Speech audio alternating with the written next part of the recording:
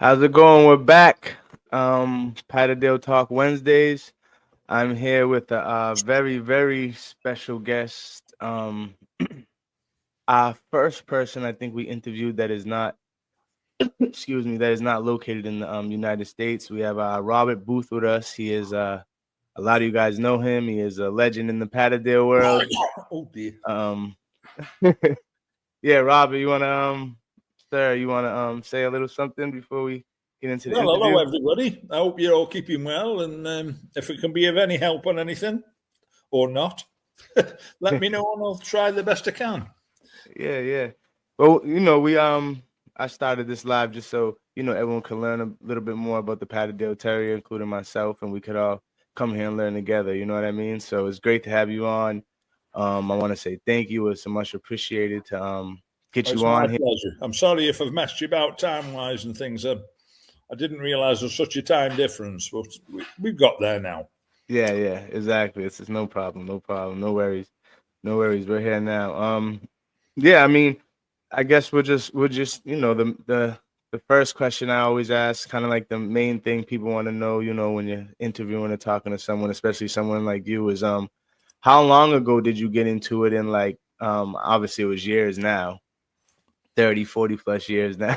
Could we just talk about that? But, I think I started off when I was around about 9 years old with my uncle. He kept lurchers, like running dogs, for catching hares and rabbits and foxes.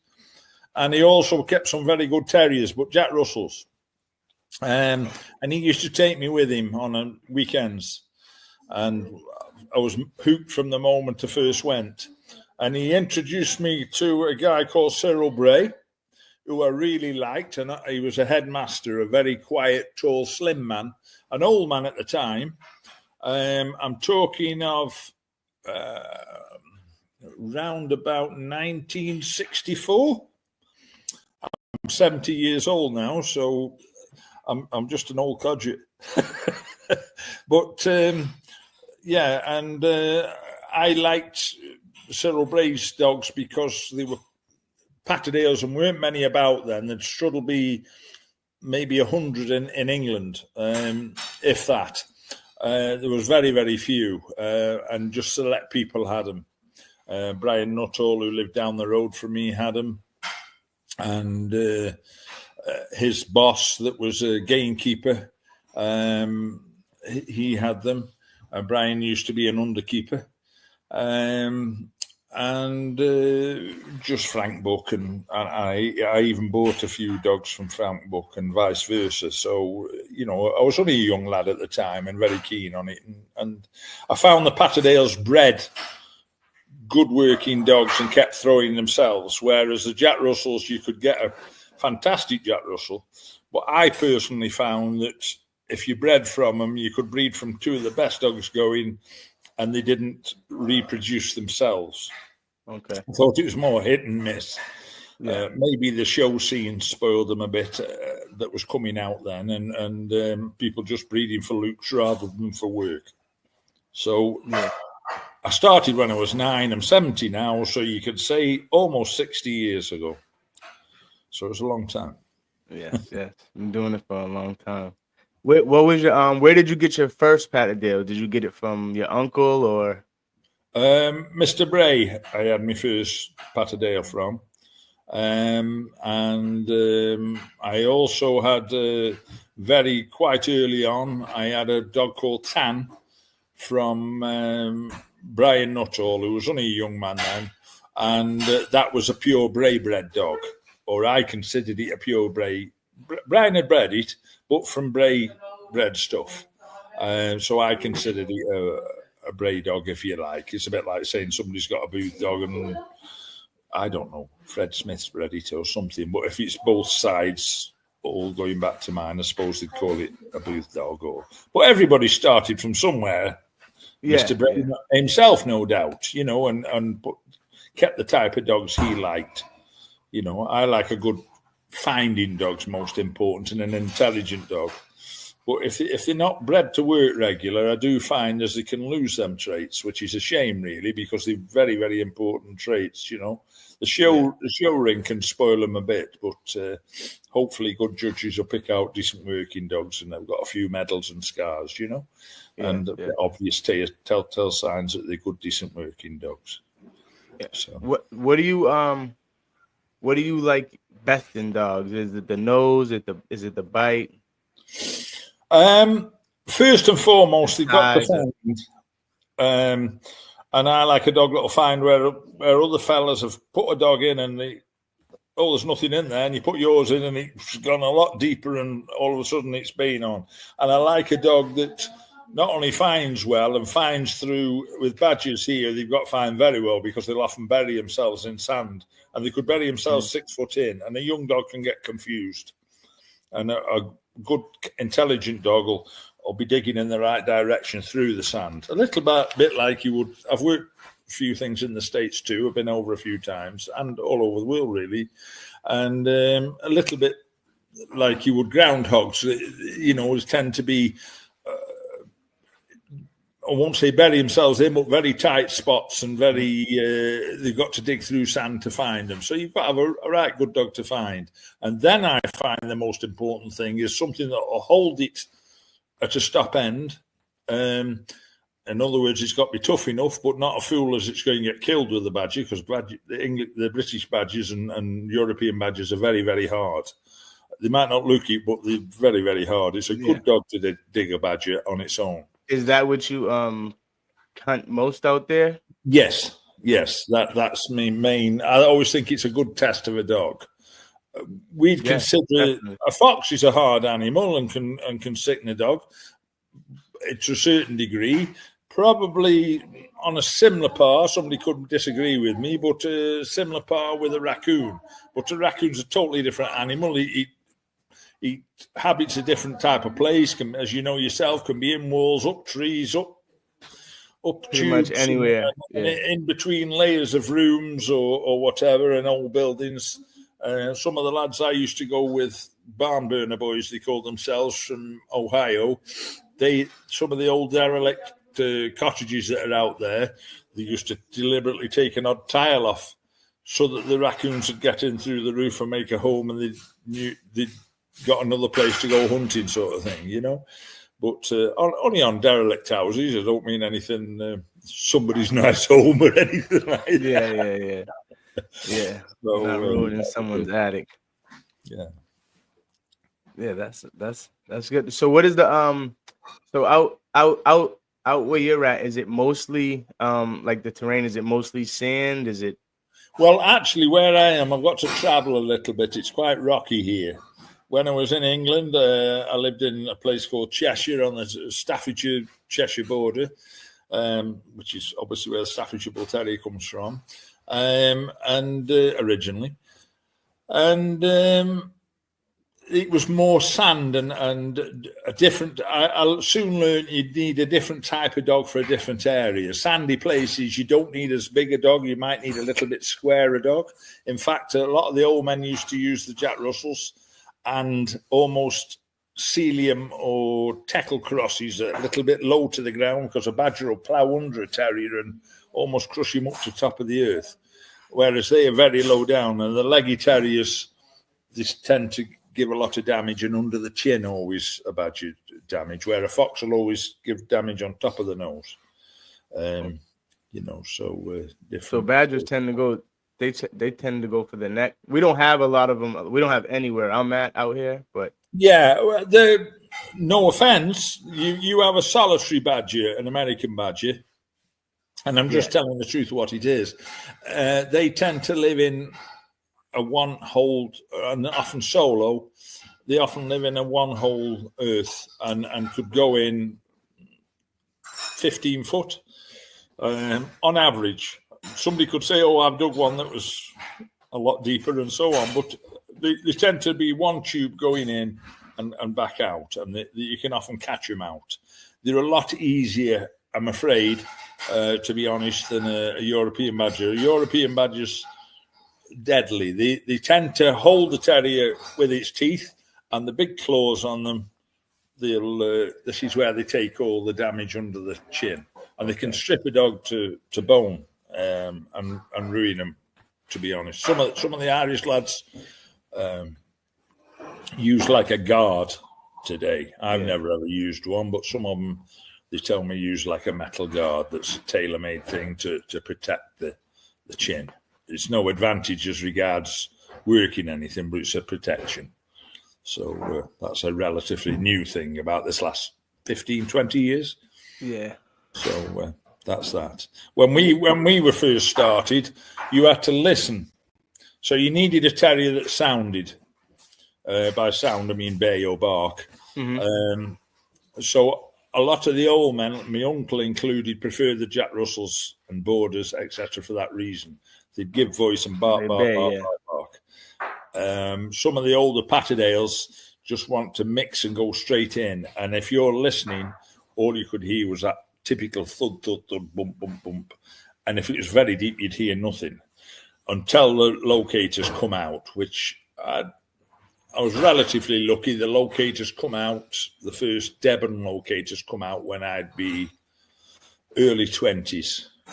But the 10 years before that, you had to do it the old-fashioned way and listen round, have a bar and prod down and listen at this hole of the bar and get an idea from the entrance which way they'd headed, and hopefully it hadn't turned 100 degrees back on itself or whatever, or should I say 90 degrees back on itself. And I can see why the bay dogs would be a lot more needed then. Yeah, my uncle wouldn't thank you for a Patterdale. He thought they were a waste of time. But I thought his dogs...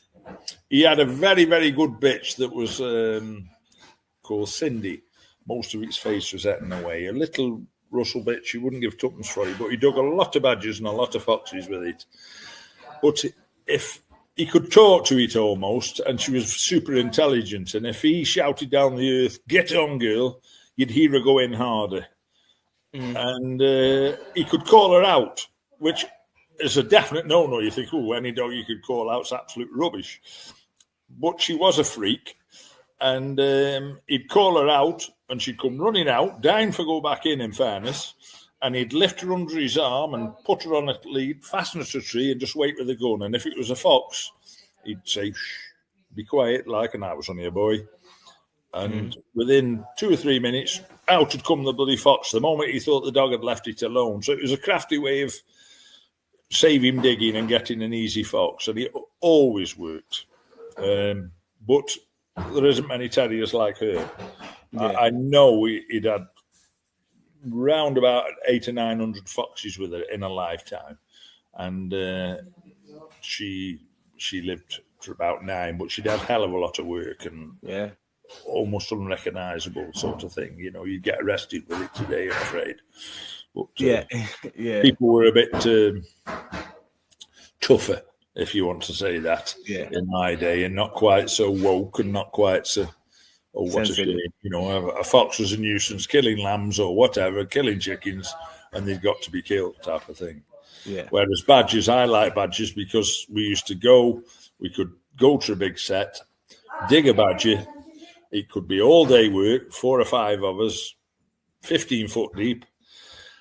And obviously you want a dog that's going to hold it in one place. You don't want to get down 12 foot or nearly to a badger and then it's moved the other side of the bloody set and you've got to dig again. So you want a good dog that's going to hold it in that place.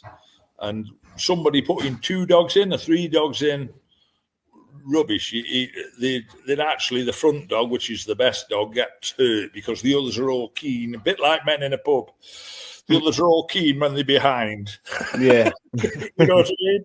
Yeah. You go, sort of thing. And they're all pushing from behind, and the dog can't dodge and weave and work properly. Yeah. A single dog gets hurt a lot less because he'll hold it there, but he can work, and there's nothing pushing him on and making him have a face full. Yeah. So that's been my experience, and all the old men know that, like, you know, and anybody that's done fair bit of digging knows that. People think, I can put 3 or 4 terriers in and it'll hold it there. You end up ruining all 3 of them terriers because one ends up at the front. You could put it in last. It'll still, the bravest dog will get through to the front. and he will get smashed to pieces because he's getting pushed from behind, and he can't dodge and weave, as I say. So you've ruined the best dog, or soon will ruin the best dog, putting several dogs in the same earth against an hard animal. Now, I'm not on about, no offence, rabbits or groundhogs or something more. I'm not saying they don't get bitten, but something that's nowhere near as tough that isn't going to actually go and kill your dog, you know? Mm-hmm. So, is that your favorite thing to hunt, badger or fox, or do you have a preference? Or I quite like, over here we have a lot of what you call nutria rats, we call koipu, and they're almost badger size, like a water rat, really. And sometimes a good terrier's got to go under the water and back up onto a dry ledge to find them, and the good ones can. Others are just come to water and the hearse full of water, it's no good. But it's a bit risky because you don't know how far that's going to go. But the good ones get that used to it; they can sort of swim under the water and come back up and work. You know, so and as I say, locators are such a boon today. They're fantastic. You know, you can't lose a terrier, and always dig your terrier. Never just wait there till it comes off. As you're learning something to walk away, and the last thing you ever want to do is learn something to quit. Even the puppy, I give him a shake, and I get it that excited. I take it away while it's still excited, and always leave them wanting more.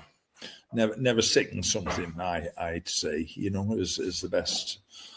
It's a bit like putting a young boy boxing gloves on and getting him a right good hiding. You're just going to ruin him and he could end up being a good one spoiled. So sorry if I'm ranting on a bit. But, no, that's perfect. That's something I love. People want to know, and we're out here to learn things from you. What does it say? Jamie Park has left a comment, and they could leave a comment in the chats that we could pull up on the screen. Pretty sure you can see it now.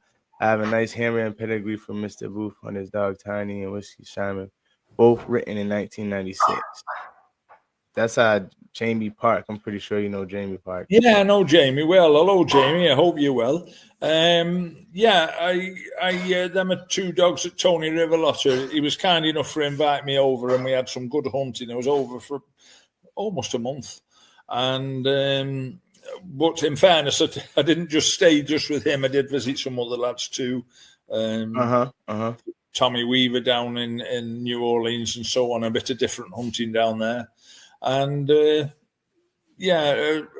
Riverlotta was one of the early guys, probably with the Patterdales, and so he had the tiny bitch off me, which was a very good bitch. He pestered me, for no offence to Tony, but he did pester me for her. I didn't really want to part with her.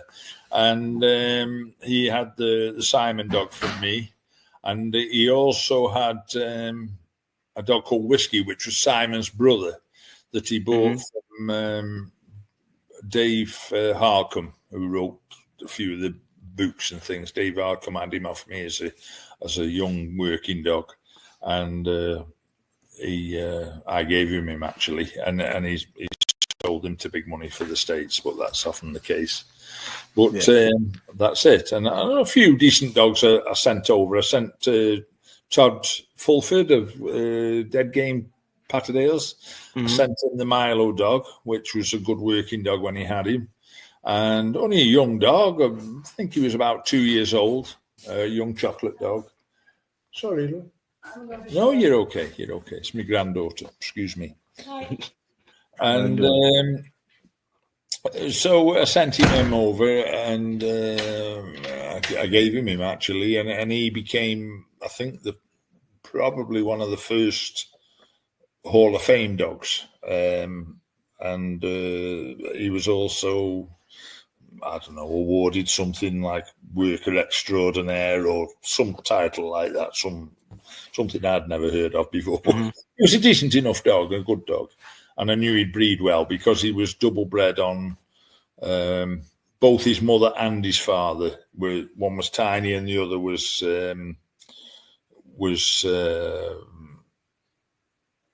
Let me just think back. I can make mistakes on pedigrees like anybody else.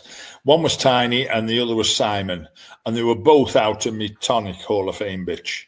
Okay. One was out of Tonic and Tipperary Tim, and the other was out of Tonic and Old Sam.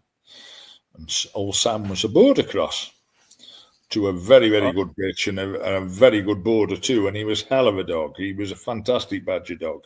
That's the only reason I bred him. In fact, I had him a while and a few other fellas bred off him. And I'm a great believer in letting other people breed off things and see how the offspring comes. And everything off him was working. So I used him myself then. And, trial and error, really. He was throwing good dogs to mediocre bitches of other people's. So I put him on some right good bitches and he threw tremendous stuff. And he was probably one of the best finding dogs I've ever seen. And everybody that saw him was impressed when we dug with him. He's a hell of a good dog. The border terrier in him was Levi Oak stuff, which was very, very good. I know my friend John Park, not long since passed away. He used, there was two dogs called Danny and Simmy, pure borders, and he used Simmy a lot, which was hell of a good dog. And I actually used Danny the once and crossed it into my Patterdale line for an outcross, really. Once I thought they started getting a bit close, I think as long as it's a good dog, you want an outcross every now and then. And people used to laugh at me when I bred things that were related. But I noticed in the States, they sort of accepted that as they do in Australia with the racehorses and greyhounds, etc. So, and even for putting pedigrees down and writing them down, just for my own reference to know, it's got a quarter of so-and-so and 3/4 of so-and-so and trial and error and see what was clicking and what wasn't. And that, to be honest with you, it's not rocket science. I just more or less mixed up and repeated what worked well for me. And similar crosses and anything with old Tonic in, she's split lip Tonic, I used to call her. They were very hard and worked really well. And Tim was a super little dog. And so I more or less bred everything around that and still do. I've only just last year lost Tonic's oldest daughter, which was 22 years of age, which was a bitch called Guinness, and she threw some tremendous stuff too, and also in the Hall of Fame. So I don't know why, because I don't breed that often. I'm always amazed that I'm sort of known at all, really, because a lot of lads, as you know, have always got a litter of pups, and I tend to breed once a year. Just lately, I've only bred one litter every 2 to 3 years. Last one was not last year, late the year before. So the pups actually sold early last year, and I've bred none this year. So, but I tend to breed when I want something myself to top up a worker, and then sell off. So I'm not breeding for trying sell anything as such. I couldn't care less. I don't need the money, and I just try and breed as good a quality as I can, hopefully. So you're kind of like, which are like the Booth bloodline kind of just happened. Yeah, there's one or two guys that sort of were very pleased with what they had from me and buffed it up a lot and so on. And of course, that causes two things either way. It causes silly jealousies. It causes kennel blindness. It causes a bit like anybody with the pit bulls or anything. You either got somebody you like or you dislike. But to me, kennel blindness is crazy. And I don't care if a guy's my worst enemy or my best friend. If his dog's a good dog, it's a good dog. And if it's a rubbish dog, and it's my father, it's a rubbish dog. So it is what it is. Yeah. I think kennel blindness spoils your breeding in terriers. You don't, not having one from him because I don't like him, it is insane. Yeah. The dog's still good. Yeah, if a dog's good, it's good, and the dog doesn't know who its owner is, or what a tosser he is, or what a good bloke he is, and there's plenty of rubbish men that have had fantastic dogs, maybe lost them and spoiled them, and plenty of great men that have had mediocre dogs and so on. So I think you just got to judge.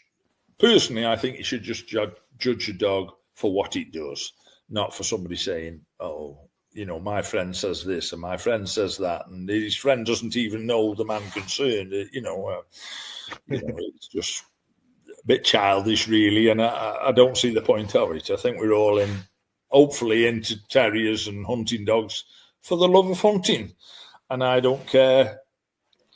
Excuse me. I don't care if somebody's black, white, pink or grey.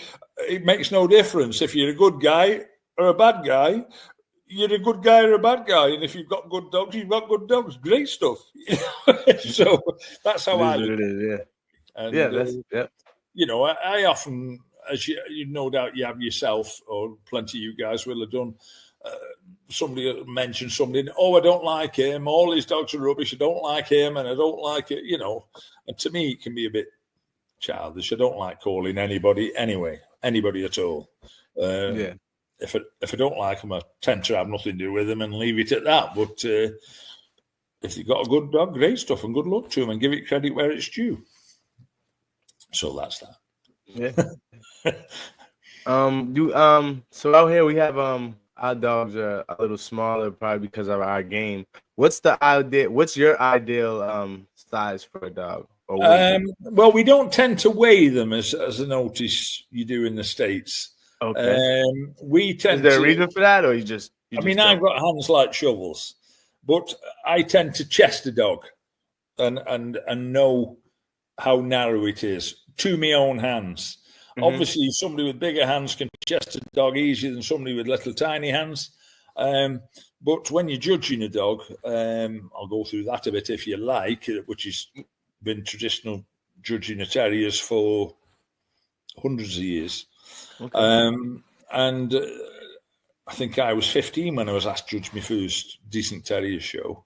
Working terrier show, hunting terrier show, but everybody local knew I was hunting mad and got fair terriers.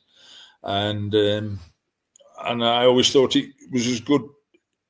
It's easy. It costs no more to keep a good dog than a bad dog. So try and keep good ones.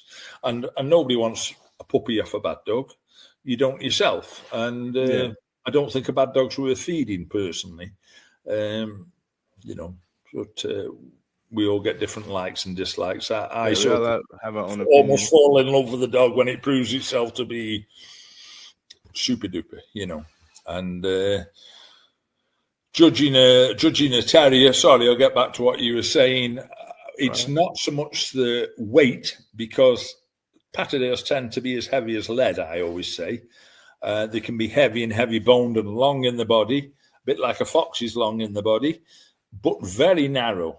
And if they narrow around the chest cage and nice straight legs and narrow front shoulders, I don't mean the big, broad, almost bully type fronts, which can look impressive, but they struggle to get through narrow places, and they've got to get through narrow places and so on.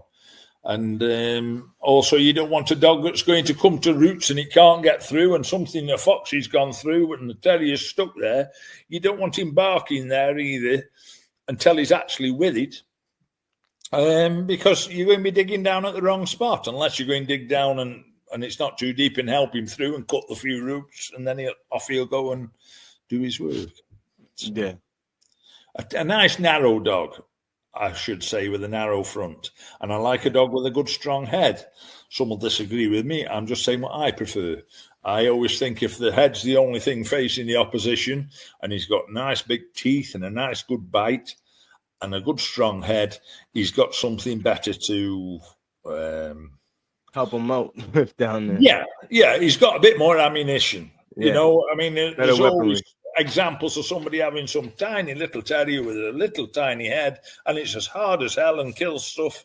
Yes, I've heard of them and seen them myself, and yes, but I always think if something's better equipped, it personally has more advantage physically. I'm not saying it's particularly a better dog, but hopefully if you breed around that, I don't know. It's like Sugar Ray Leonard was a fantastic boxer, but he'd only got tiny little hands. But he made liars out of everybody with massive hands. So, you know, yes, he was fantastic. He was probably one of the best ever been. and you'll always find an example of that with dogs. But I personally wouldn't breed to it. I'd breed to what I think's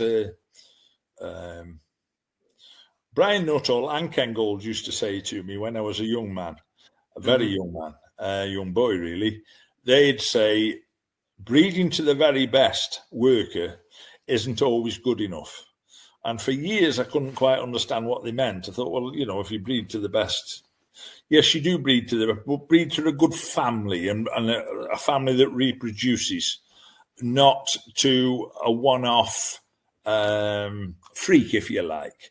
Because it's a bit like breeding lurchers, and you've got lots of different crosses in them, and maybe one that's thrown to the whippet and another's thrown to a greyhound, another's thrown to the collie, and there's that many variables. Whereas a family, you tend to get a bit, apples don't fall too far from the tree, hopefully. Guardian of the Hive, how you guys doing? They have a question. Are there other bloodlines in England, in Ireland, that you admire? Yeah, I never ever call anybody's dogs, and if somebody's happy with them, they keep them, and that's why they keep them. From what I've seen of the cocker dogs, I've been very impressed with.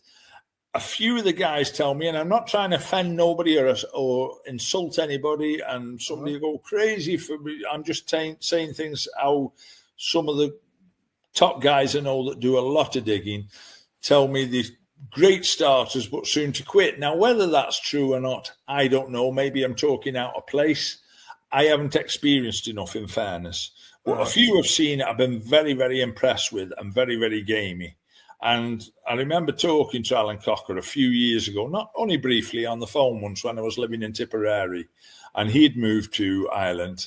And he told me his origins were the same from Cyril Bray. So maybe he'd highlight that better than I could, because I'd be talking ignorant and saying that I knew much about the lines. But from what I can see, since I've left Tipperary Ireland this last 20 years, and obviously I'm not breeding there anymore, there tends to be more people using the Alan Cocker dogs, and with great success and pleased with them. So good luck and long may you continue.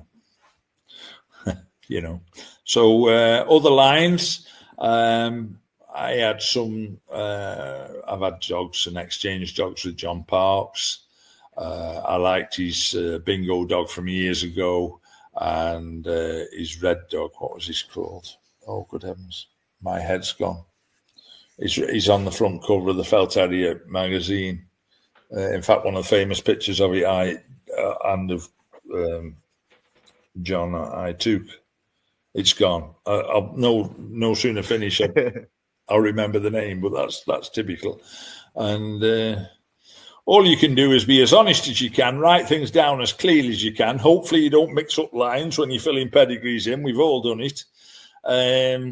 And made a mistake, especially handwritten. But this is the beauty of computers today. It's there's no mistakes made, and hopefully everything will be double checked. But it's only a piece of paper when said and done. It's got to be the dogs, and it's an old friend of mine in Ireland used to say it's poor paper that won't accept ink, and people can put anything on paper, which is true. And whereas a good dog can't be beaten, and a proof of a family is in the proof of the pudding is in the eating, and that's it really. So, Jamie Parks, you ask me, work away. Jamie Park says, "I truly believe in good genetics." Yeah, I think it's important. As I say, the old-fashioned guys in England, and some still do, if you wrote a pedigree down, they thought you were crazy. And what do you want to know what anything is bred for? Well, they don't know if they were breeding. They didn't care less. They hadn't a clue if you said, what was the grandfather of that good dog you got? Well, I don't know. I only saw its mother. I don't know. And they could have been breeding it to its full brother, its full sister, its no relation whatsoever. They didn't know and didn't care. They just, it's a good dog, I'll breed it, and that's that. And when it works, great stuff. But a lot of time, to be honest, it doesn't, because you're not really creating a family. A lot will condemn me for that and say, no, all that matters is you breed a good dog to a good dog. But I personally, and a few of other decent chaps have known breeders like Brian and like Cyril Bray and John Parks, I disagree and think you need a family base. Whether it's top greyhounds, top racehorses, top anything really, I suppose, hounds and coon hounds and tick hounds and everything else, as you guys know yourself. Yes, you can go and get a gamecock from a Rhode Island Red and something else, and it absolutely a will beater, but you come for breed off it, it won't throw anything worth a candle. And that's... and you don't know, you can't go back and figure out where the good or bad genetics come from in a dog if you don't know the history. Well, I think if you can, if a full litter worked absolutely fantastic and did everything bloody great, and you can try and study what clicked, and I'm a great believer in certain lines click too. I do believe you could maybe outcross, I don't know, a cocker with one of mine, and they could be bloody rubbish, and that's not condemning him or me. It's just that, or they could be will beaters. They could be fantastic. It's just a bit of trial and error, and if it works, I say repeat it, and if it doesn't work, dump it, and simple as that, really. And I tend to work around, as I said earlier on, with things that clicked and went well, and I've studied the breeding as best I can, and in an old-fashioned way, and done a few rules that I was given that were probably make genetic people laugh, but Mr. Bray used to say to me years ago, and I'd only be 9 years old, I remember I used to live on every word he said, and he used to say twice in and once out, and then go back in again. In other words, go twice into your family, and maybe go and outcross, and try and put right with your outcross any faults you have got. And every family's got faults, whether it's long tail, short head, short teeth, big teeth, whatever. And try and correct it with your outcross, and then go back into the family again. And hopefully you'll end up with a good solid line, and you're improving. To me, pups should be better than the forebears. Somebody said, the grandparents were better or whatever. I think you're going the wrong direction if you're not breeding better and if things are not improving. As with greyhounds today, they're faster than they've ever been. They might be a bit more frail, but they're faster than they've ever been, as are racehorses and racing pigeons and things. They're just getting phenomenally fast or better for the purpose they're bred for. And if it's done right, hopefully it'll get stronger and stronger. And guys in the States, in for all fairness, tend to you get silly buggers in England and whatnot that are a bit ignorant and sort of knock them and say, oh, they don't know what they got, they haven't got hard stuff, they don't know, they don't know, they've never seen, they've never been over, they never dug anything, they've never seen a raccoon, and that's a bit unfair unless you've been in, unless you've sucked it and seen, you don't know. And I think the American way and careful breeding, as long as it's tested and proven as well. I don't mean just stick to a family and just breed willy-nilly. Every racehorse alive today stems from 6 racehorses. And you can get a racehorse that's only fit for the slaughter. Sorry about that. And another one worth millions. So you've got to be selective. Okay, sorry. I know we're rattle on. No. That's what we're here for. That's fine. Jamie Park, Randy Rolison. Oh, the old Andy American Kennels asked me to say, I guess she's saying a big hello to you. A big hello. Hi, Wendy. Hope you're well. Nice to hear. Sure, Jamie, let her know. And say a big hello to everybody anyway. Yeah. Oh, it's Guardian in the Hive. Guardian in the Hive. He's got a 7/8 cocker, a young pup, and he's liking the character of it so far. Fantastic. And as I say, I hear most of them are incredibly game, and maybe some have started a bit too soon, in fairness, and spoiled. It's not so much as they're not lasting as long. Maybe they just started a bit too soon. It's like getting a very young 14, 15-year-old boy that wants to fight everybody, and he starts going up against men, he could soon get sickened. And I suppose it's the same with the terrier. You've got to mind them a bit and try and be careful the type of earths and places you turn them in. I think it's very important. A young dog, you should always be able to dig to him and know you're going to a place that you can get down quite quickly. By quickly, I mean within half an hour or so. And none of this, I know it's only a foot deep, I'm going to sit and have a cigarette and let it see how long it stays. And that's crazy. It's a bit like a game pit bull and putting it against 3 or 4 others while it's absolutely exhausted and a young dog. All you're going to do is ruin it. Yeah. I think it should just be brought on nice and steady. A good dog will always prove itself and be exceptional. And a bad dog will obviously prove itself too. So anyway, I'm very pleased, and I love to think somebody's doing well with any line of dog, and keen to know which they're pleased with, and marvelous. It's some people take the dogs onto new heights, and I'm very impressed with a few American breeders, and and some are throwing incredible working dogs, but they actually work the dogs and test them, and that's the only way. It's you can't guess you've got a good racehorse if you never ever race it and time it and so on. And I suppose it's the same with a working dog. Eventually they'll lose every dog alive's originated from a wolf, from a poodle to a chihuahua to a pit bull. So and a lot of people have bred what they want to breed and don't disclose everything. I've always disclosed whatever I've bred, but a lot, I personally believe, have probably upset a lot of people. The original staffs that went over from England and Ireland, I personally believe they were crossed with different things. A lot would never admit they were crossed, but all of a sudden you've got great, big, powerful and super dogs, and the outcrosses done them absolutely fantastic. And good luck to them. But I should imagine if somebody had known what they were crossing them with, they'd have said, "Oh, you shouldn't do that. You shouldn't do. You do your own thing, and if it works, great. And if it doesn't, cull them." And that's the way we all learn. So, what are some American bloodlines that impress you? I'm trying to think of the name of the chap now that has the red dogs. He tends to keep red ones back. I'm terrible with names. Please excuse me.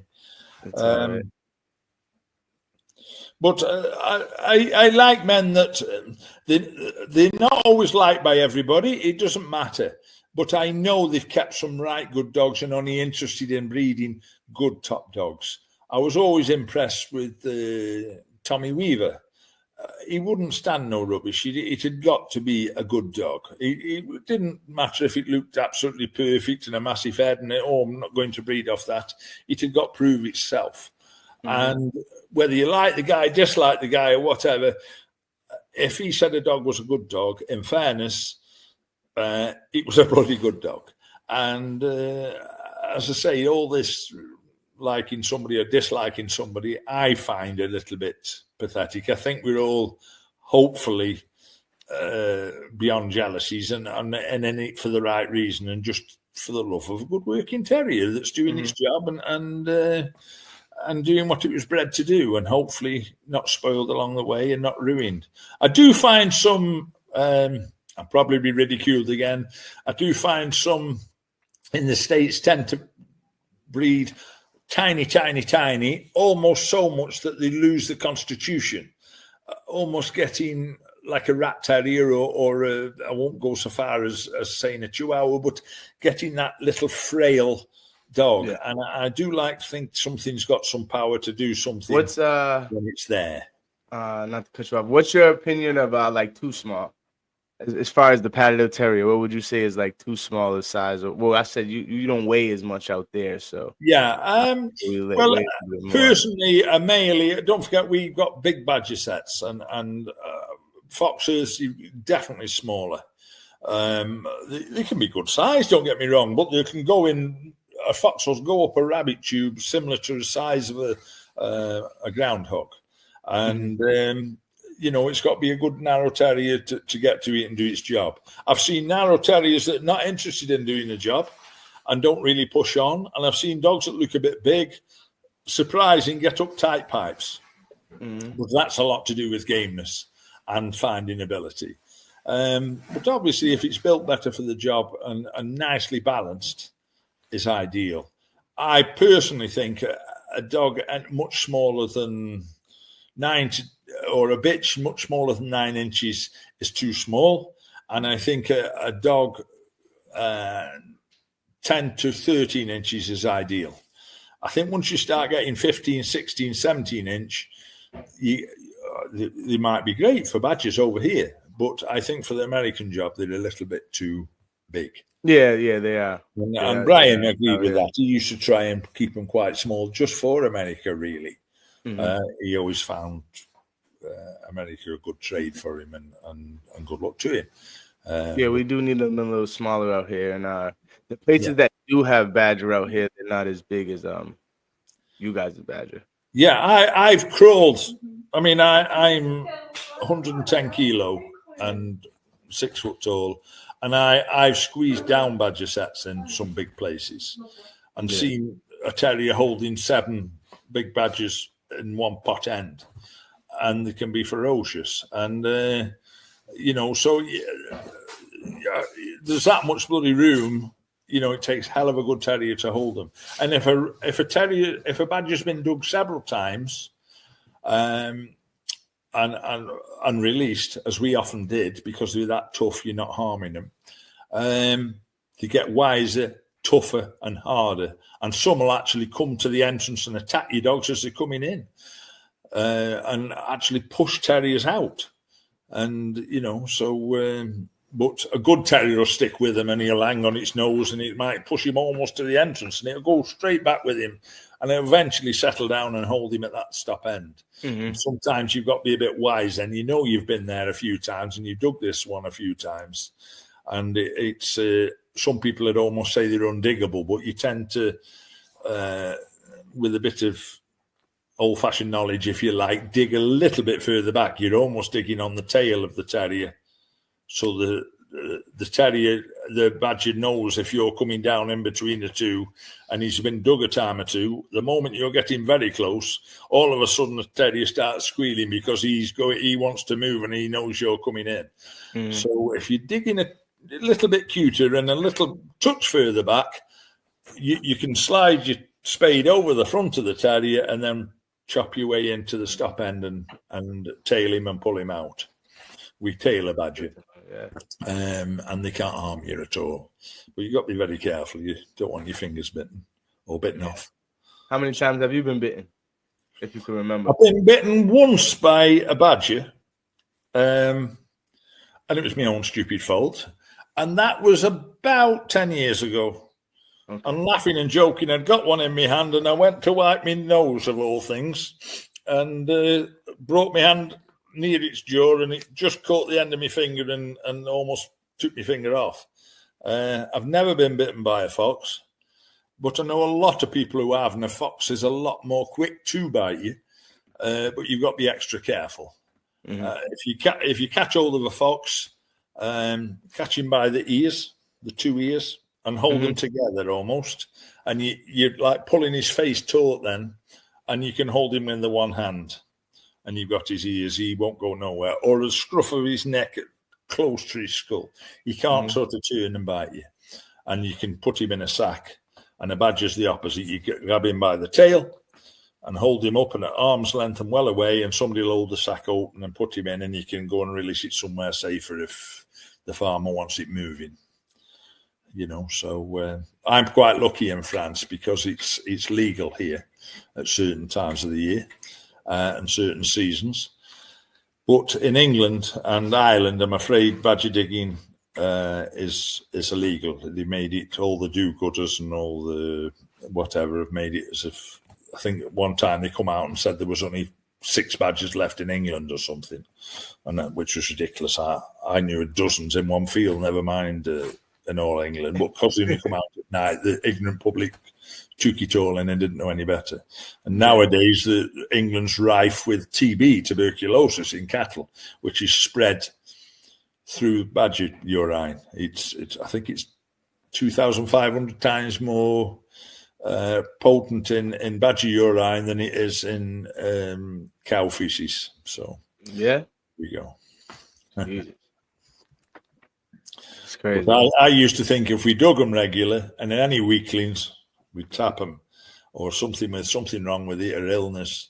So the badger itself was getting strong because we always let the good, healthy ones go and there for another day. And we might leave it a year before we go back to him. We'd had that many different sets to go.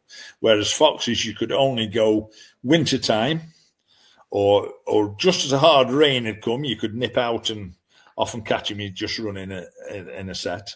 And he'd use a badger set as well and go in the back end of it.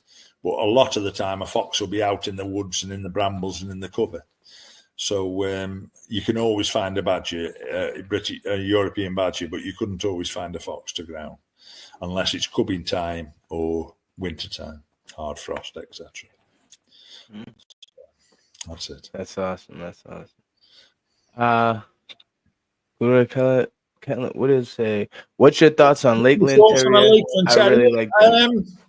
My true thoughts is I think there's some beautiful looking Lakeland Terriers, and they tend to be Lakeland crosses that win most of the shows. I like a Patterdale. I like a smooth dog, but that's my preference, and more for work than anything else. I do think you get a nice typey type of terrier. I do find them a little bit like Russells. Don't get me wrong. If you get, I don't care, it's a Border, a Russell, a Lakeland Terrier. If you get a good one, they're as good as any. But I do tend to find they don't breed as true as some of the lines. The only trouble is, I think the show world is beginning to eat into the Patterdale Terriers. Most people who had Patterdale Terriers up until this last 10 years were hunting men, whereas most people who had Lakelands were going to the shows and looking for the prettiest dog and so on. You can get fantastic Lakelands, you can get fantastic Russells, but they tend to be, I think the show scene has spoiled them a little bit, I'm afraid to say. Yeah, they're not working them as much. Yeah, and some don't work them at all. You can go to working. If I go to working terriers, I love judging in Ireland. I've judged in Germany, I've judged in Denmark, Belgium, Sweden, Prague, England, Ireland, and I've always found that the Irish people tend to be more working dogs than in England. They're frightened to death and the law and so on, and not as much country spaces. And they're just keeping them for the shows, and a lot of people, I'm not saying all, but a lot of people are just keeping them for the shows, and they tend to be a better looking dog, but maybe not a better working dog. And I like a working dog. But, you have and I look for working traits when the old-fashioned way when I was judging, the old judges used to say, if you see a dog with a tooth missing through work, and you can tell, a proper judge can tell if it's proper work or not, or scars, or they can tell if they're genuine, or some silly buggers that's literally cut a dog or brushed him with a wire brush and tripe like that. An experienced judge can tell at a glance, and a proper working dog, and they always reckoned if they'd got a scar, got any injuries, it should be marked down as perfect. Even a missing eye, a missing ear, and so on. It should be marked down as perfect because it's done it at work. And I've always adhered to that rule because I admire a working dog. And if I'm not sure between one and another, and one looks like it's had a scar or two, and there's not a lot of difference in them, but they're both equally tidy type of dogs, and one looks as if it's done work, then it's a working terrier show. I'm picking the dog that I think's done some work, got some scars and etc. Makes sense. So, genuine scars. Yeah, but that's me, and a lot of judges are not like that. A lot of judges are, I won't say lady judges because I'd be condemned for saying that. But I get what you're saying. They're looking for a different thing, a bit like the KC judges, and I think the KC people have actually ruined breeds. whether it's what I call Alsatians. I think you call them German Shepherds today. The tails, the back end slope, and the weak haunches and hip dysplasia and so on, and massive oversized heads or bad boxer jaws and drooling. And I think they've ruined some breeds that were stunning a few years ago, the Fox Terriers and so on. I personally think the KC crowd have made some freaks, I'm afraid, and animals that struggle to be. I think a good working terrier should be good, fit, and healthy, and agile, and perfectly balanced. Not some freak that's too small or too big or too anything exaggerated to a ridiculous extent. I personally don't find a useful creature for doing its job. If something's working, it's usually a good balanced dog, whether it's a collie, a greyhound, or a hound. Whereas something's just KC registered, it's a totally different criteria. If you look at the greyhound of a KC registered, it's a freak that can barely run, but it's got such a deep chest and an exaggerated long tail and all traits that you do like, but exaggerated to the extreme. So. Yeah, that's a lot of we spoke about that here before, and that's a lot of people agree that certain shows. Anyway, my thoughts on the Lakeland Terrier. I've seen some very, very good ones, and I do like them, and I'm very impressed with them. But I tend to find there's so many of them that just won't work to a high standard. I'm not saying they won't kill a rat. They won't, most dogs will kill a rat. A Yorkshire Terrier should kill a rat. I'm sorry, but it's true. It's true. And if somebody enjoys ratting and does nothing else, good luck to them. Great sport, and I mean, great sport and enjoy it. I'm not knocking it at all. But the true work is a proper earth dog that'll stick. My old bruiser dog, I once turned him in on a Saturday afternoon. What I thought was a shallow place, and it went into a mine shaft and further down and went very, very deep. And we got him out. He never come off. He could have come off any time he'd wanted. We got him out in front of 3 badgers in the pot end. I think it was 3, maybe 4. And he was absolutely shattered. And I turned him in Saturday morning, and I didn't get him out till late Monday night, early hours of Tuesday morning. So he'd been in 3. And that was your longest dig. That's one of the longest digs I've ever witnessed, and no intentions of ever coming off, and he did never come off. And as I pulled him off, he was hanging on one, and we were all in pot end. We bagged him up and so on. And as I pulled him off, he sort of knew it was there, and he collapsed and went into like shock, really. And I got him. I got him on a drip straight away, and got all this. Always carry decent stuff with me, and electrolytes and so on for a drink and things like that, and cleaned his eyes out, and not rubbing them, but actually spit and blowing them personally. For blowing, they tend to get sand in, and it can make them white-eyed, like in especially very sandy places, obviously, where they've pushed and pushed and pushed, and you could open the eyelids and they'd be caked with sand, top and bottom. Yeah. And you could almost lift the eyes open, and a good blow, and almost a spit blow at the same time, and a wash, and then rinse them off with a nice clean bottle, and straight away. That's an important thing with a terrier, and keep their eyes nice and clean. Yeah. Obviously, when a dog's worked hard and got battered and knocked about a bit, maybe like a pit bull or whatever, it wants looking after, it wants keeping warm, it can soon go into shock, it wants rehydrating and keeping warm. Just throw him in a winter cold kennel, he'll be dead as a stone by morning if they go into shock. You've got to care for them. They've cared for you, and they've done a long, hard day's work, a very hard day's work. You stand and fight for a man for half an hour, it's a long time, never mind hours and hours and hours. But a clever dog paces itself, and that old Sam was the same. We nearly dug him, the border cross dog, we nearly dug him over 3 days once, me and the lad I gave him to, called Andy Fogarty. And he was a tremendous dog. But he'd bay steady, and if they tried to move, he'd go in hard. So he was an intelligent dog. Maybe they outcrossing him, and he'd mix it and wouldn't let it move. He was very, very stubborn. But if it stayed there, he'd just set back 6 inches and just bay. And then sometimes he'd go quiet after a couple of hours if it was a big long dig. And you think, oh, is he all right? Is he dead? Is he okay? Has it collapsed on him? And he'd just be resting, and he'd just pinning him there. And the moment he tried to move again, he'd be barking again. So he'd pace himself, he would. Whereas Bruiser was a very, very hard dog and very, very game. Yeah, I never, ever saw him put a step wrong. If he got bitten and something was hanging on his face, his tail would wag more if he broke through.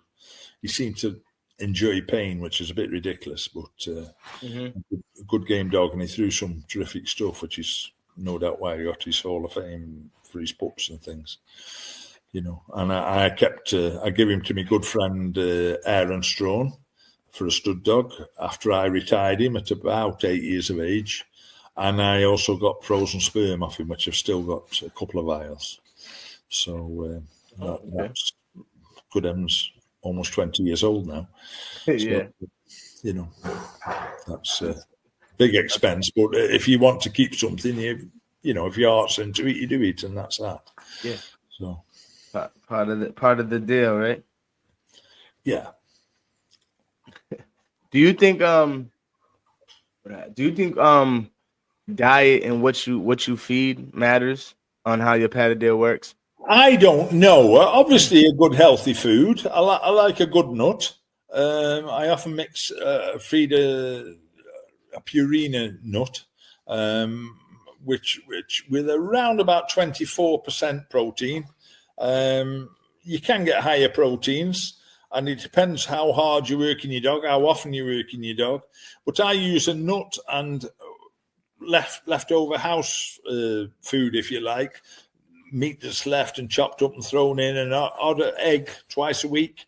But a good healthy food, and obviously keep your eye on your dog. You don't want to get overweight. You don't want it being underweight. I feed about the size of an apple a day, a good apple, good size apple, if you like, for an average terrier. But some are greedier than others, and some a bit like people. Some burn energy and stay slim, and some get fat looking at it. And so you're guided by your own dog and your own eye, really.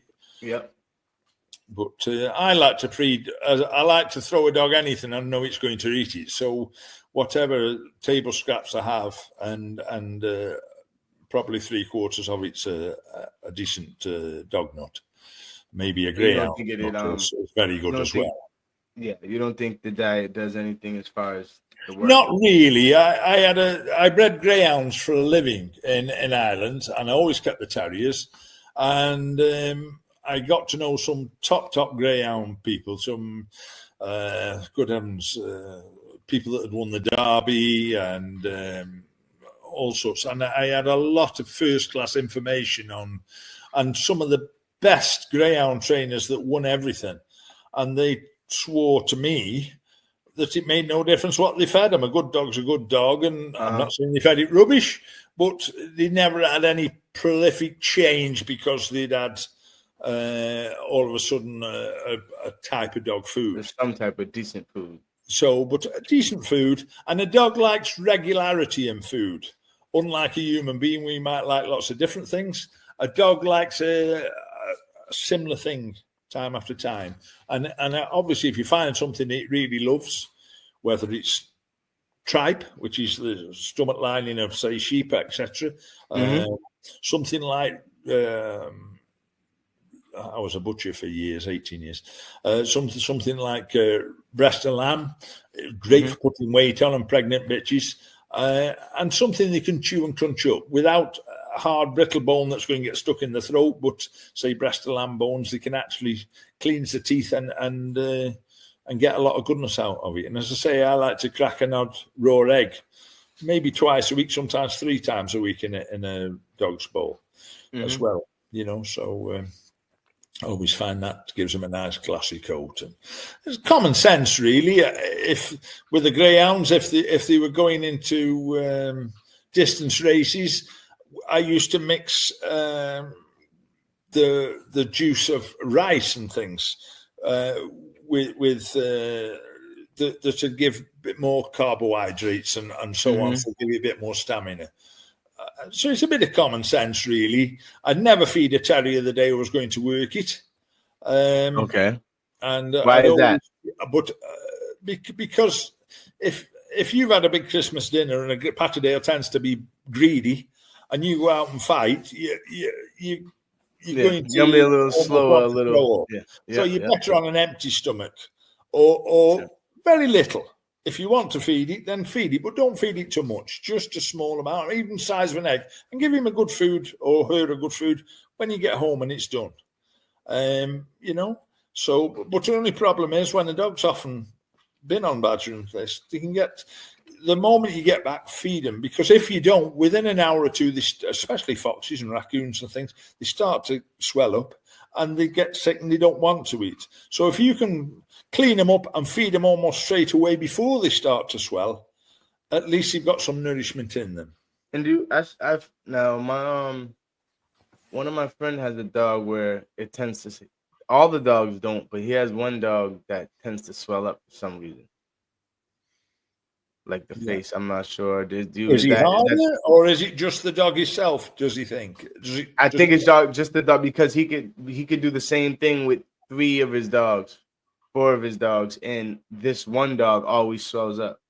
Yeah, I had a friend that I had a very hard dog years ago. I was only a young man at the time, and he had a good hard Russell of all sorts, a very, very good dog, very, very hard, and good, almost a bull cross, like a strong bully head on him and big teeth. And he used to give him penicillin every Sunday when we got back. And the dog, and that's what he does. He swells and lumps and God knows what on him. He ended up with like penicillin poisoning. He overdid him with penicillin. Yeah. Oh.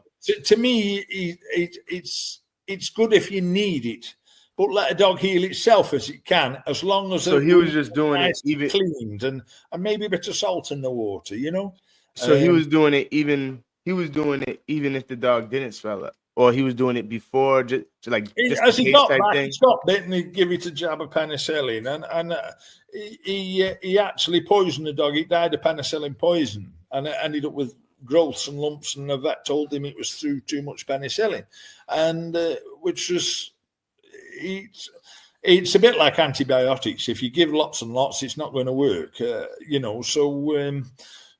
let the dog. I think clean the wounds as best you can, stitch them if necessary, and if it's very bad, yes, give it a jab of penicillin. But unless it's bad, just keep it really nice and clean, and that's blue spray, or we call it blue spray, like the wound spray, and leave it at that. Some people use peroxide. That same fellow again, he used to use peroxide, like women used for dye the hair blonde or white. And that actually kills the skin. It just shoof all the sand and poison out of the little holes, but it actually kills the skin, and you're actually rotting the dog away bit by bit, really. You're not allowing it to heal. So give a dog plenty of time to heal. Don't be frightened to give him a fortnight. And if he's got badly smashed up, leave him in the kennel for a month or at home for a month and look after him. Don't be frightened of putting him by your feet on a lead by the fireplace and especially first 24 hours, a little box, a little cage, and put him close to you and near a fire if you've got one, especially nice and clean. And make sure it's nice and warm and plenty of sheets around, and because a lot of dogs are lost through shock. And they go in next morning and there's a dog stone dead, and they think, it didn't have many marks on him. No, but it's gone into shock. It's been doing it a while and it's got exhausted, and they've got to be looked after. Yeah. So, they look after you, you look after them. That makes sense. Guardian of the Hive, what Patterdale do you think that you exported to the U.S. made the biggest impact? I don't know. I didn't import Good that question. many, really. I sent over Tiny. I sent over Simon. I sent over Milo. I sent over a Lakeland Patterdale Cross. I sent over a quarter Pitbull Cross and 3/4 Patterdale that I'd only bred as an experiment, and that was the only one. All the rest were culled. That went over to Todd Fulford. There's a few dogs that I'd bred that were sent over and passed off at different names, me copper dog and things like that. But, and I've seen different pedigrees on it that were incorrect. But it didn't matter. He was a good dog, and I was pleased with him, and he went on and did well. Well, that was very early on when there was very few people in the Patterdales and so on in the States, some doctor that Tony Rivalotta used to work for was one of the early importers, and I can't just think of the other chap now's name. And he got a fair few terriers from my good friend Brian Nuttall. And, so it is what it is, and that's that. But a lot of the dogs I've sent over, people have been really pleased with. And when they've bred off and they've been pleased with them, and then some have gone to places that don't work them, and they've bred and bred and bred and bred, and 10 generations down, and they're not doing nothing. Yeah. What they were tested to do and what they should have been regularly tested to do. And I don't care whose dog it is, that'll ruin any dog. You've got to test them, and that's that. It's just common sense, really, isn't it? Yeah, we all agree here. Everyone here is pretty much we all agree to where if you have a Patterdale, you got to work it or just don't get one. Right, Antho, pros and cons of using Limey Alligator Pitbull Cross. I used a dog I had called Champion Nailus as an outcross once on a good Patterdale bitch.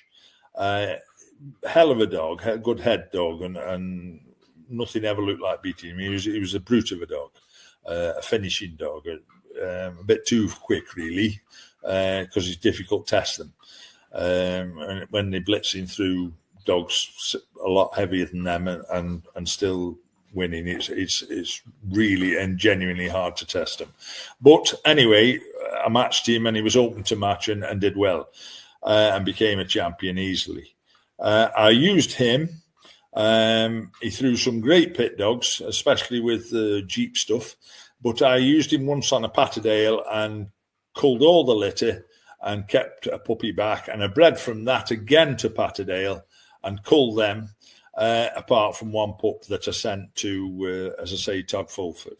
And he was very impressed with it and really pleased. But I thought it was the wrong way to go down, and I personally didn't do it again. But I wouldn't condemn anybody for trying anything or experimenting, because that's what we all do and have done, and just be honest about it, and that's that. But I did do it the once, and I sort of had second thoughts about it. Very pleased with what had come eventually when it was like 3/4 Patterdale, but I thought it was the wrong way to go. And I do find bull crosses personally, for a terrier's point of view. Mm-hmm. A terrier, when you break through to something, say a fox, and just his nose is showing, he'll go and grab that nose and straight away he'll plant his legs and start towing backwards and pulling it out, or trying his best to pull it out. Obviously, they brace themselves and very difficult sometimes. You've got to help them. But a bulldog cross, instead of pulling, tends to bore in and push.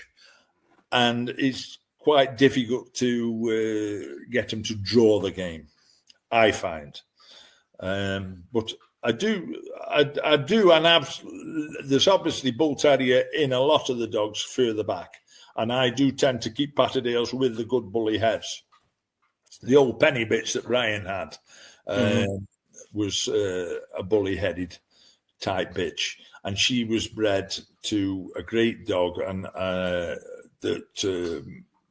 fella called Colin Dixon bred, I believe, who bred Kengol, Smithy, etc. And them days, I mean, I was well in my 20s, and Ken was 10, 15 years older than me, if not 18 years older than me.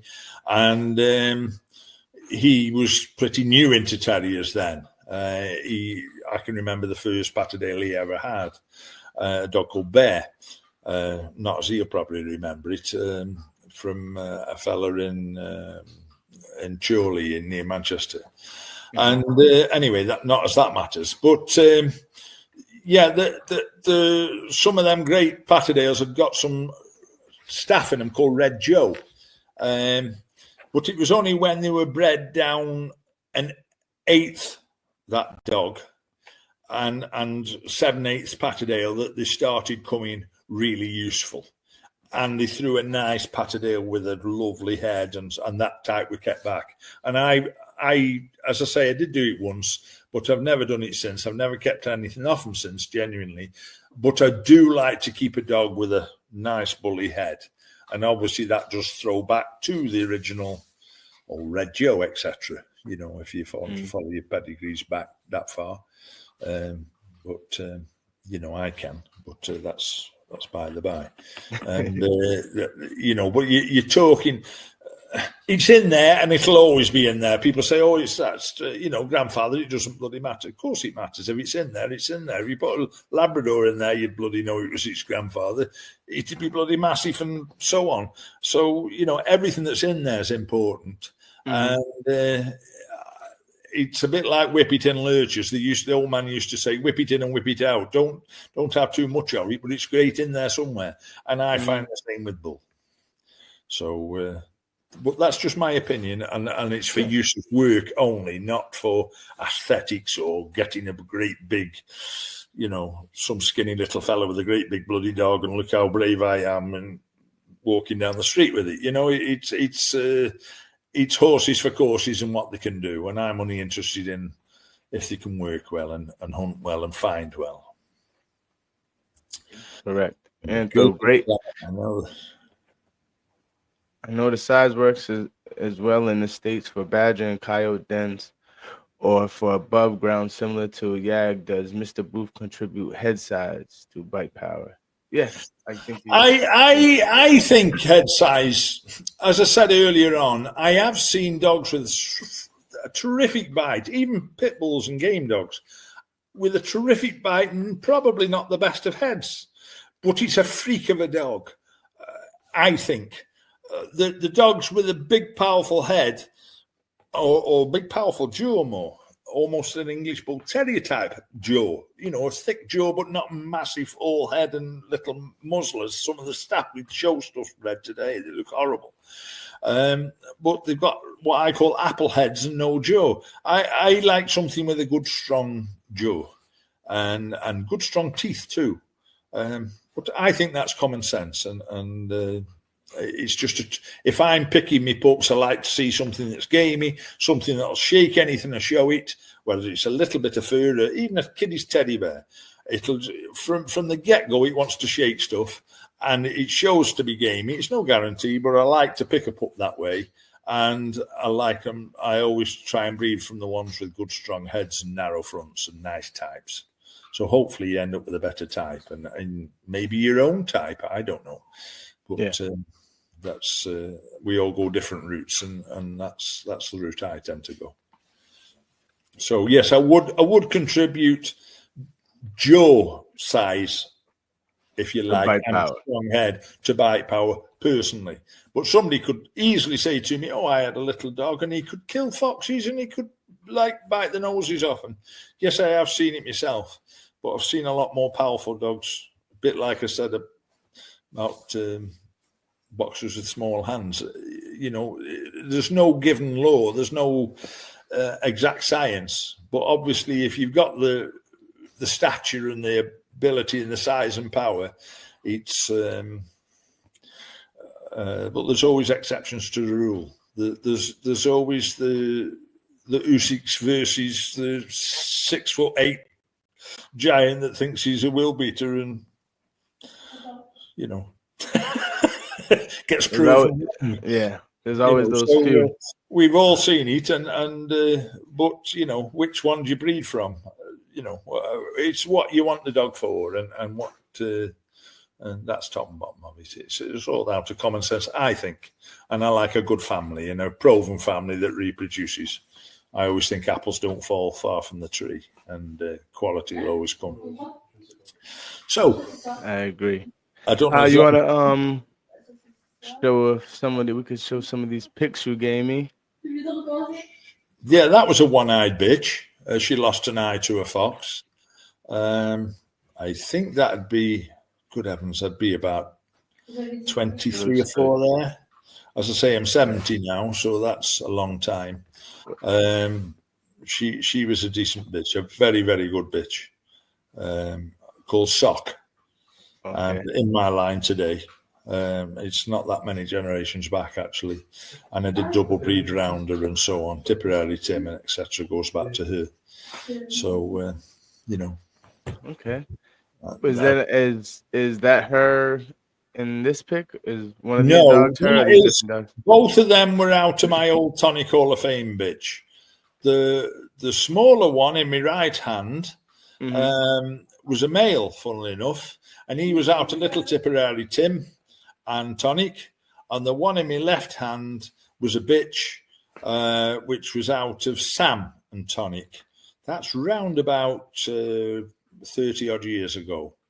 As I say, I think it'd be about 40 years of age then.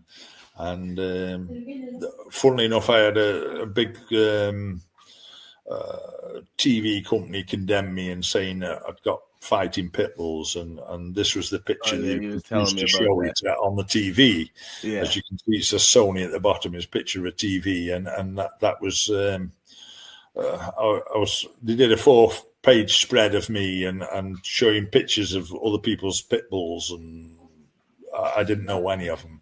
A load of lies, like often, but it doesn't matter. And they were my so-called pit bulls, but they were Patterdales. I suppose they thought the scars and they knew no different. So it made good media and good press at the time. Yeah. So didn't do me any good, but there we go. But them were my little terriers at the time. Both out of Tonic. And one Tipperary Tim.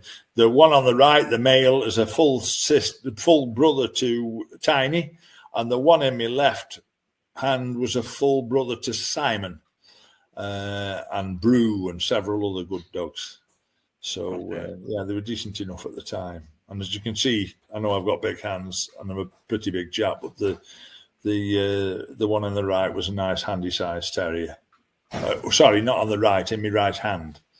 So and that was we used to make the couplings as well. That we found those were great. Just I can comment on that. You can see it's like a long link and a swivel and a centre ring in the middle, and you can let terriers loose together. And if they both try to fly down a tight hole, one would go in first and the other would lock behind it, and you could tend to get there and stop them disappearing. So they were always great things to run terriers loose if you were walking across the fields with these couplings on. And you could just fasten a lead in the centre ring, as you can see in the middle. So just a little thing. You can make them yourself very, very easily. Just a couple of D-rings and swivels and a long ring, and fasten to a collar either end with a little clip swivel. But nowadays they seem to make them, and they used to be called hound couplings. They used to use them on hounds to stop them, put a silly hound with a more sensible hound, if you like, and you can do it with a terrier. If you've got one that's a bit more biddable and comes when you call it, and the other one wants to go off hunting, clip them together and it just slows them down a bit and makes them learn a bit of sense. So that's another little tip, if you like. Yeah, I know people who still I know people that still make themselves, but for the most part, like you said, there's a whole bunch of companies making them now. But a lot of people, I never really heard of too many people that use them for still at least for hunting. They might use them just to walk their dogs or keep their dogs together or stuff. But as far as when they hunt, if you try them loose with a sensible dog, it does tend to keep the young dog a bit more under control, like the pup in it, and it's almost leaning it to it's getting pulled along or slowed down etc., by the other dog. So it just makes them a little bit more steady. So it's quite a useful tip. Does it kind of teach the younger dog to follow the big dog, just in general? Yes, to a certain degree, thing? but they get to go together great. And obviously, if you're not careful, they go through brambles. One will go one side, one will go the other. You use it where it's suitable. You wouldn't just use it anywhere. Yeah. That's Makes sense. Makes sense. Anthro, how you doing, bro? He has a question. Mr. Booth's take on Mr. Plummer and his many projects. What's your take on Mr. Plummer's projects?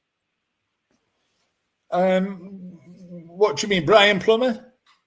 Yes, I think that's what. Yeah, Brian.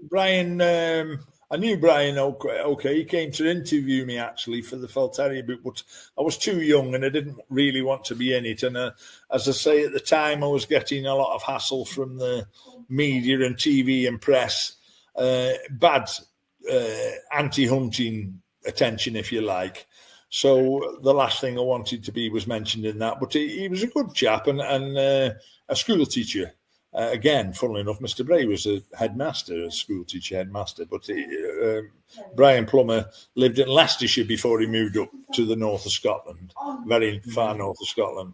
And I visited him and he visited me a couple of times. And he's a nice chap. And like a lot of others, I disagreed with some of what he said. No doubt people will disagree with a lot of what I've said. And that doesn't make us enemies. That makes us having a different opinion.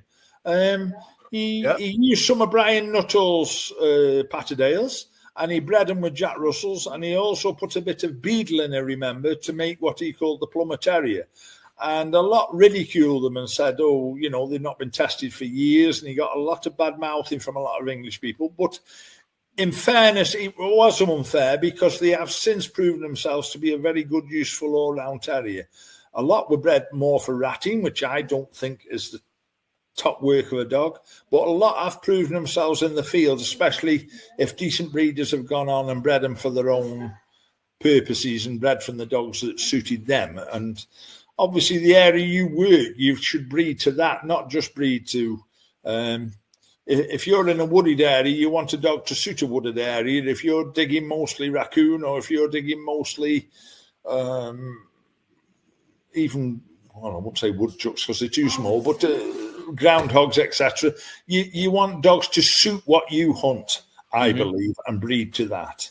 And that's only common sense. It's no use getting big badger dogs if they're not suitable for what you want to hunt, unless you're using certain traits that you feel killing power and so on. Yeah. Correct. So no, I haven't done any of his projects. I did try, as I say, with my pit bull dog. It was my own dog, and I won't say it wasn't successful because the Fulfords told me they were more than pleased with her, but she was killed early and never bred from, I believe, and that was the end of that, and it died a death like a lot of terriers do, like a lot of English terriers do. They believe in working them for 10 years or 8 years before they ever breed from them and all this. And I think a good dog is a good dog if it's a puppy age. Yes, it's got to be tested and tested well, but if you work them too long and too many years, you're going to lose that dog and the line's gone forever. So I think a lot of good dogs are lost through that too, and a lot of good lines are lost through that. And people say, "Oh, I wish I'd got a pup off Bertie now. He was waiting too long to breed him." Yeah, it's nice to keep something back, and if they don't turn out, cull them. But at least get something on the ground that you know, if you're quite confident in that line and quite confident in it working and it's shaped up well, don't be frightened of breeding off it. And you can always go and cull, but you can't go and recreate them after a dog's lost and dead and gone, or a bitch. You know, you can lose them all too easily, especially with the hard job we do. So do you have a ideal age that you wait to breed your females, or? I've had accidents. Not weight, I mean age. I've had accidents a couple of times, and I even had a bitch that hadn't started work. Showed a very, very game bitch, She showed to be game, but no real testing it. And she got pregnant at 10 months old, and I let her have the pups. And the pups were all bloody world beaters, as it turned out. I let them go to different folks. It was a genuine accident. And she turned out to be a topping bitch. But at worst, if they hadn't turned out and she hadn't have been, I would normally have not bred a bitch till the probably 2.5. I think that's ideal age. And summertime when I'm not hunting, 2.5 to 3 is plenty soon enough to start. But if it's in season and it's summertime and I'm not hunting them now and they're well, I think, well, I'll have plenty of time to have a litter of pups and put them on the ground and then return the bitch to work in the winter when we go looking for foxes and so on, you know. So you don't hunt in the summer at all? I don't tend to like to work. In France here, the open season for badgers is in March. It starts in March, which is crazy to me. It's nearly all badgers have cubs round about the beginning of March. And I don't like to kill my own sport. I don't like to... a friend of mine from Southern Patterdales once went out with me at Christmas Eve, and I dug a vixen, heavy in cub, which is very, very early. They wouldn't usually come in cub till April time. And I handled her and got her out and saw she was in pup, and I let it go. And he went, "Oh, another pregnant one slipped your hands, Mr. Booth." I said, "Yes, I'd rather one with 6 inside it go free, and what's the point of killing one vixen and you've probably killed 6 or 7? You're killing your own sport." And I think it's well, that's me. Everybody to their own. Some want everyone they see dead and think they're a nuisance and so on, and I'm not condemning them for that, but each to their own. But I don't like to kill my own sport, and I don't tend to hunt things when I think they breed me. So that's just me. That was a good bitch there. That's a bitch called Donna a few years ago now. She was a granddaughter to Bruiser, out of a dog called Pinto that I had. And all the litter were top. She's actually got a bit of, or a 50%, should I say, not a bit, of my good friend Rudy Schwab's Germany stuff in. That's that. Yes, a very good bitch. Donna, she was called. And the brother was Pinto, a very good dog, and another dog I had. Oh no, I'm telling a lie. I'm sorry, I've got mistaken. Pinto was her little brother. Bruiser was her father. That's what I say. You can make these mistakes and just get mixed up, especially when you're talking 20 years ago and so on. So Bruiser was her father, and Pinto's father, and what was the other dog? Pepone. They were all in France. They have to be named with the letter. They don't have to, but if you register them with the vet and get them the chip and all this, they should be done alphabetically. And one year it might be A, another year it's B. That particular year it was P. So one was Pinto, the other, I don't know, being fair, they call that Donna, so I don't know what the theory is there, but one was Pinto, one was Pepone anyway, that was registered with my vet. So that was that. So anyway, but that was a bitch. Yeah. And that's Donna again, actually, a bitch. A nice size badger. Yeah, good size, yeah. And obviously people think, oh, the dog's gone and killed the badger. No dog's going to kill a badger. I won't say no dog. I have, in 60 years of doing it, I've dug down to 3 dead badgers. And I think I've also had badgers put in a sack and die. I think the heart's gone. But a lot more dogs kill with badger than badgers kill by a dog. And a badger is far harder than any dog, believe you me, and can give a dog a lot of stick. Champion dog terrier. That's a judged a show in Northern Ireland just last year. His chin's all hanging and done a lot of work. But funnily enough, I didn't know at the time, but I think there was round about 400 terriers entered in that show. and he won. And I went on to find out later he'd won 3 or 4 previous shows, champion, and also under different judges, and also a couple of shows after. But I believe the dog's dead now at work, I'm afraid. But that was only last year.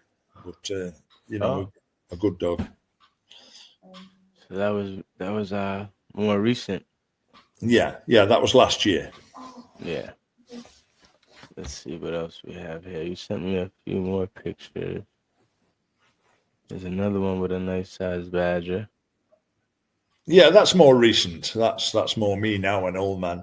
That's with my stout bitch that she was 13, a daughter of Guinness, and Guinness was out of tonic. So, I mean, you're talking of 40 years breeding in 3 terriers, but Guinness, actually, she was the only pup in the litter, and she got covered by her father when she was 13, and she had the one puppy. So it had never normally bred from a bitch that old. And Guinness was the same.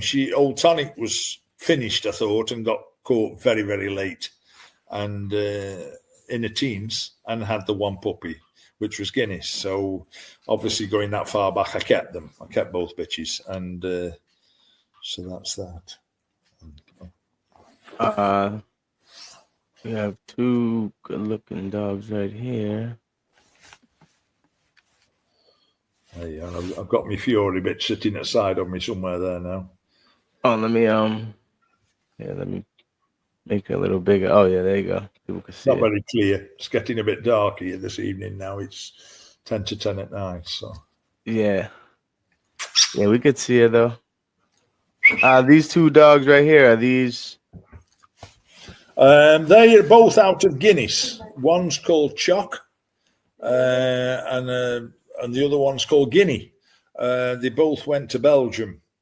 They are out of Simon and Guinness. So that's, but that's a long time ago now. They'd be dead and gone, both from work. It's but decent enough terriers. Yeah. He made very famous the dog on the right.